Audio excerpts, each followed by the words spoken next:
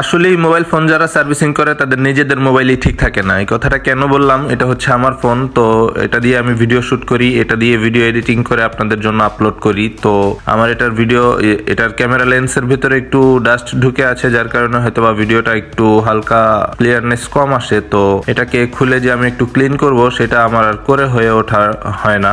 তো আজকে ভাবলাম যে আলসামো না করে আমি আসলে এটার ক্যামেরাটা একটু ক্লিন করে নেই। তো আস্তে আস্তে করে ফোনটা খুললাম, খুলে তারপরে আমি ক্যামেরা লেন্সটা আলাদা করে নিলাম, আলাদা করে আমি সুন্দর করে ক্লিন করে আবার নতুন করে এটা ওখানে সুন্দর করে বসিয়ে দিলাম। বসানোর পরে আবার সুন্দর করে স্ক্রুগুলো লাগাচ্ছি এবং হচ্ছে গিয়ে ডিসপ্লেটা এখন লাগাবো। লাগানোর পরে সবকিছু চেক করে দেন হচ্ছে গিয়ে আমি আবার এটাকে সুন্দর করে ফিটিং করে আবার এটা নর্মালি ইউজ করা শুরু করে দিব। তো এইভাবে আসলে আপনারা যারা টেকনিশিয়ান আছেন, আপনারাও কি আপনাদের সাথে এরকম হয় কিনা আমাকে জানাবেন।